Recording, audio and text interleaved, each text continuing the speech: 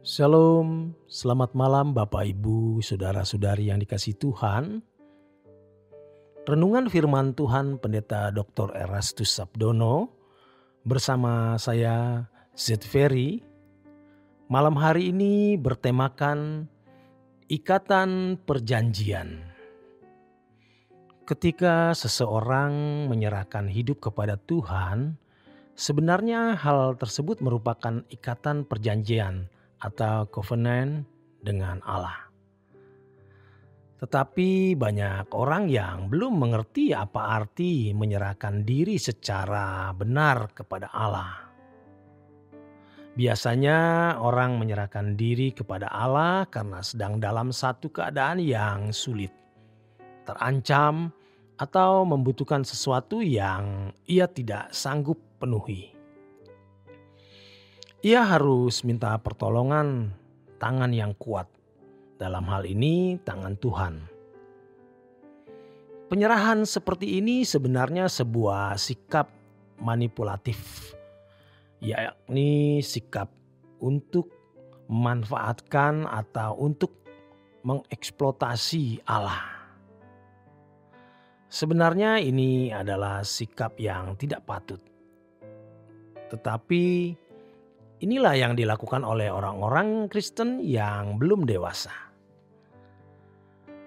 Banyak orang Kristen bersikap seperti anak kecil terhadap Tuhan.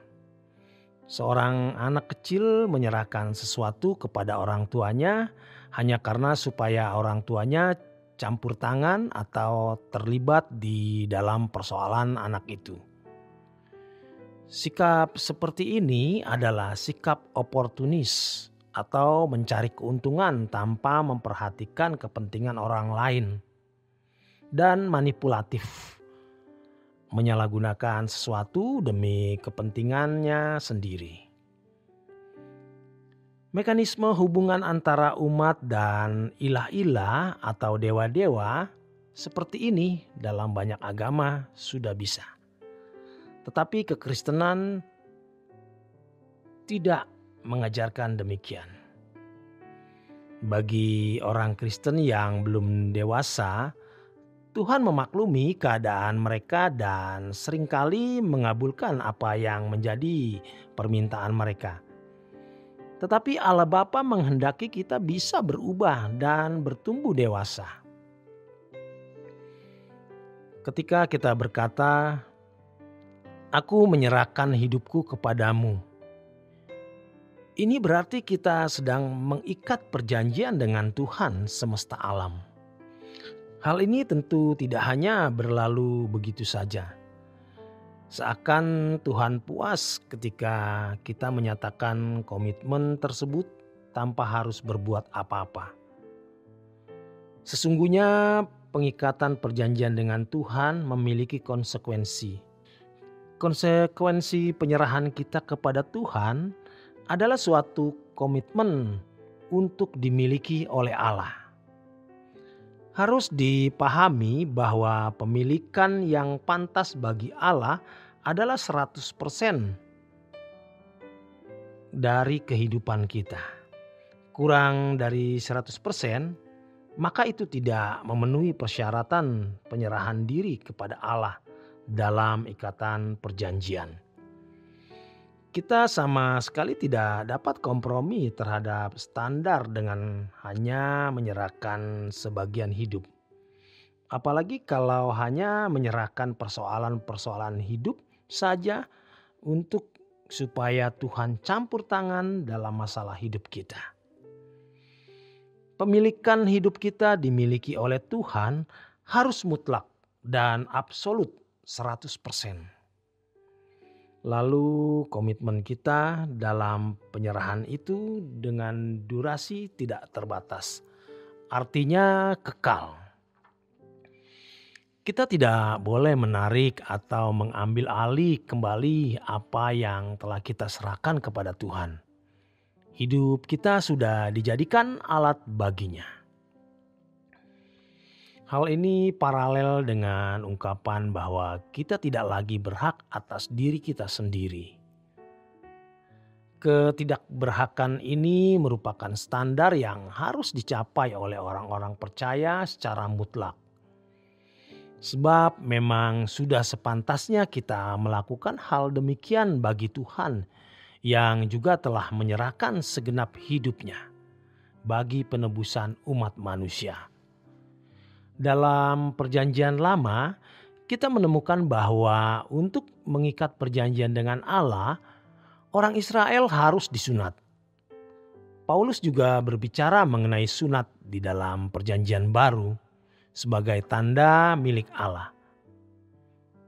Dalam Perjanjian Baru, sunat kita itu adalah sunat batin yang tidak terjadi secara jasmaniah.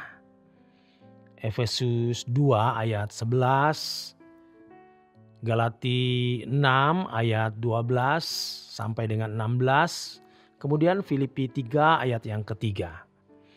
Sunat batin di sini menunjuk pada kesediaan diri orang percaya untuk melukai kenikmatan dosa.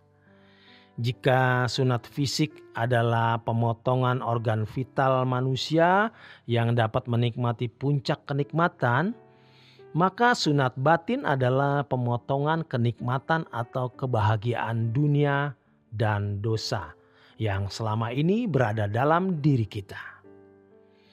Apa yang digemari oleh jiwa kita atau daging kita dan bukan berasal dari Tuhan, harus dengan sadar dan sengaja kita lukai. Kalau bagi bangsa Israel, mereka disunat secara fisik tanpa melibatkan kesadaran mereka. Sebab hal itu terjadi sejak mereka masih bayi. Tetapi hal ini berbeda dengan orang percaya. Sunat batin harus dilakukan dengan sadar dan sengaja oleh diri sendiri. Jadi seseorang yang mengikat perjanjian dengan Allah harus mau melukai dirinya sendiri. Hal ini terkait dengan yang disebut penyangkalan diri. Tuhan mengatakan, "Jika kamu tidak menyangkal diri, engkau tidak dapat mengikut aku." Artinya, seseorang harus menanggalkan semua puncak kenikmatannya. Hal ini telah dipraktikkan para rasul dan jemaat mula-mula yang hidup terlepas dari segala kesenangan dunia.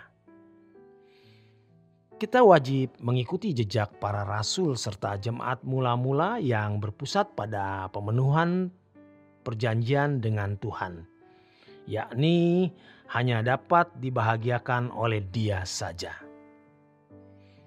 Kita akan sangat beruntung jika kita memiliki penyerahan diri kepada Tuhan secara benar dalam sebuah ikatan perjanjian. Apapun yang terjadi, apapun yang kita alami, itu bukan kecelakaan dan tidak akan membawa bencana.